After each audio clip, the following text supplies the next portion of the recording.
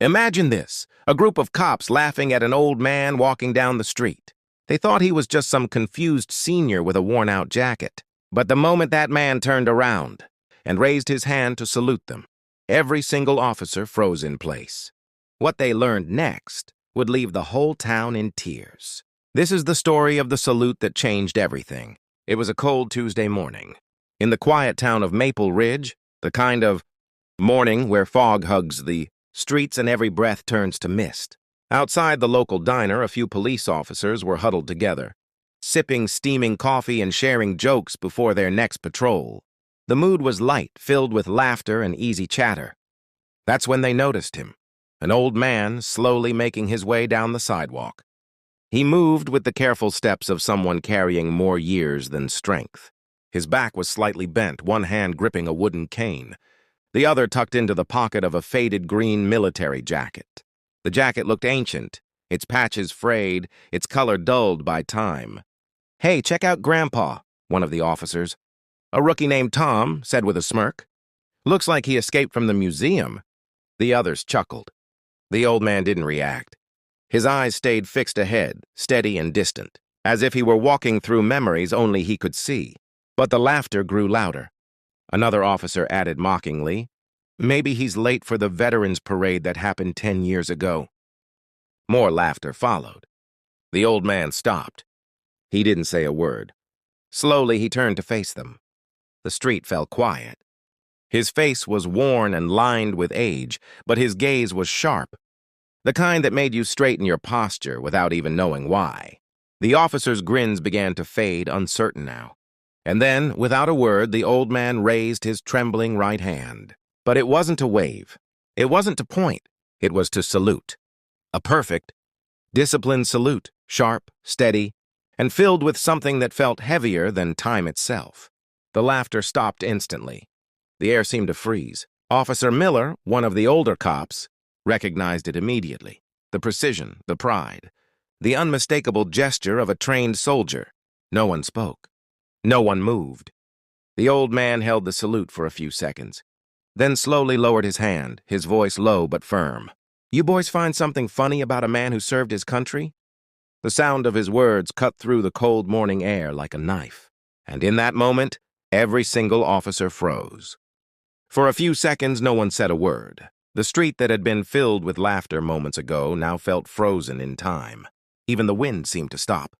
The old man's salute hung in the air like a silent storm, commanding respect without a single word. Officer Miller's heart sank. He had served a few years in the National Guard before joining the police force, and he knew that kind of salute. It wasn't sloppy or casual. It was precise, disciplined, and deliberate. This wasn't some confused old man, mimicking soldiers he once saw on TV. This was muscle memory, the kind that only comes from years of real service. The rookie Tom, who had mocked him first, swallowed hard. His smirk disappeared. He suddenly realized the man he'd been laughing at wasn't weak or foolish. He was proud. The lines on that old man's face weren't just from age. They were from experience, sacrifice, and survival. The old man lowered his hand, his expression calm but his eyes sharp enough to pierce through the silence. He spoke, and his voice was steady, the kind that made you listen whether you wanted to or not. "You think it's funny, son? Wearing that badge means something. Just like this jacket meant something to me once. Don't laugh at what you don't understand." Tom couldn't meet his eyes. His face burned with shame. The group of officers shifted uncomfortably, realizing how small they suddenly felt. The old man took a slow breath and looked at them all one by one. "You know," he said softly, "men I served with never made it back home. Some didn't even get a goodbye. So when I wear this jacket, I'm not just an old man in the street. I'm carrying them with me."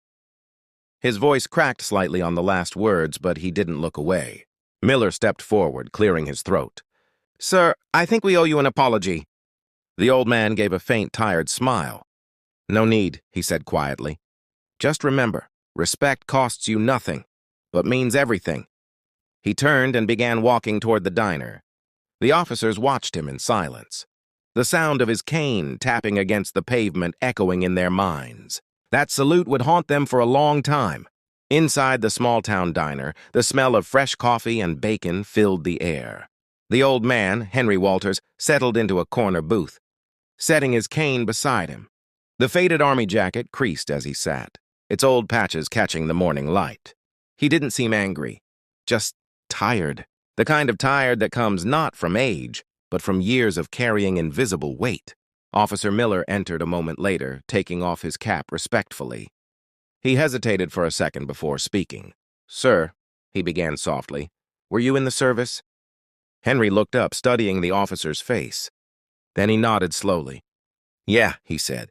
"Name's Henry Walters, Sergeant, 187th Airborne Regiment, Korea, 51 to 53. The clatter of dishes in the diner seemed to fade. Miller knew that name, the 187th Airborne. A legendary unit, the kind of men who jumped into combat, zones most people only read about in history books. Henry smiled faintly, eyes drifting toward the window.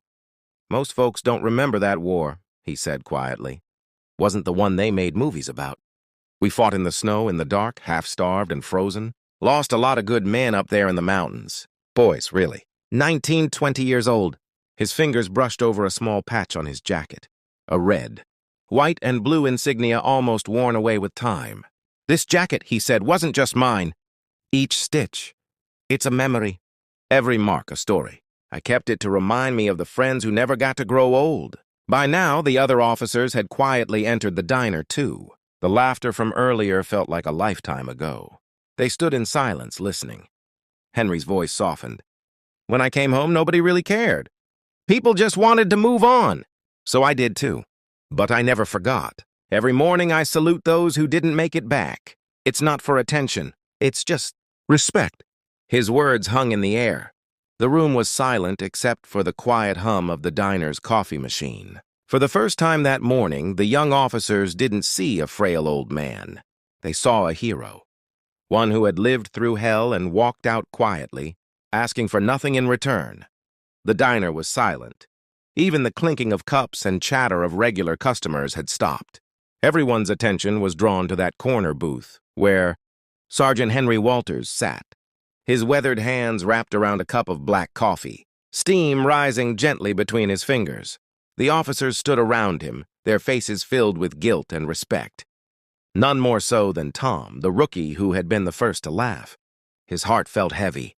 The badge on his chest suddenly felt less like a symbol of authority, and more like a responsibility he hadn't yet earned.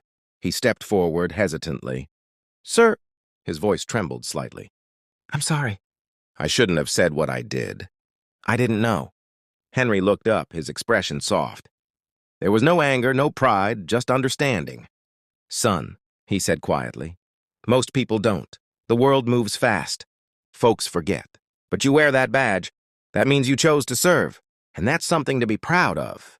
Tom swallowed hard. "I guess I didn't really understand what service meant until now." Henry nodded. "Service," he said, "isn't about the uniform or the medals. It's about standing tall when others can't. It's about respect for the people beside you, for those who came before you, and for those who never made it home." The words hit deep. Officer Miller removed his cap and placed it gently on the table. Then he stood straight, his boots clicking together. "Sir," he said, voice firm, "you've earned more respect than we could ever give." And with that, he raised his right hand and saluted. One by one, the other officers followed. The entire diner watched as 5 police officers stood in a perfect line, saluting the old man who had once fought halfway across the world. Henry's eyes filled with tears. Slowly he stood, his cane supporting his weight, and returned the salute. His hand trembled, but his posture was steady, proud. For a long moment, no one moved. It wasn't just a salute anymore. It was an apology, a thank you, and a promise, all in one gesture. As they lowered their hands, Henry smiled faintly. "That's all I ever wanted," he said softly, "for people to remember." From that day forward, everything changed in Maple Ridge. The story of Sergeant Henry Walters spread, quietly but powerfully, through town, from the diner owner to the mayor, from one police officer to another. People started greeting him with a smile and a respectful nod. Children listened when he spoke. And every morning, A patrol car would stop by his small house at the end of Willow Street.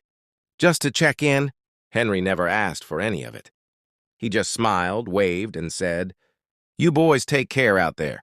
But deep down, he appreciated being seen, not as an old man in a jacket, but as someone who once carried the weight of duty and sacrifice. Officer Miller became particularly close to him. On slow days, he'd sit with Henry on the porch, listening to stories about frozen nights in Korea, about comrades who never came home, and about the unspoken bond between soldiers. Tom, the rookie who had laughed that first day, often joined too. He listened more than he spoke, humbled by how much that one moment had changed him. Then, one frosty morning in early winter, Miller drove to Henry's house for their usual coffee visit. But the curtains were drawn and the porch light still on. A neighbor approached quietly, eyes red from tears. Henry Walters had passed away in his sleep, peacefully, quietly, just like he had lived. The news hit the entire department hard. On the day of his funeral, every officer in Maple Ridge, in full uniform, stood in formation outside the town chapel. The American flag was folded with precision, and soft notes of taps echoed through the cold air. As the flag was handed to Henry's daughter, Officer Miller whispered, "Rest easy, Sergeant. We've got it from here." A week later, Henry's faded army jacket was framed and hung in the police station lobby, just above the words, "To protect and serve." Below it, a small plaque read, "In memory of Sergeant Henry Walters, a soldier, a hero, and a reminder that respect is the highest honor." And from that day on, every new recruit heard the same story, about the old man they once laughed at, and the salute that changed their lives forever. If this story touched your heart, hit that like button right now. Leave a comment below to honor every unsung hero who's served with courage and pride.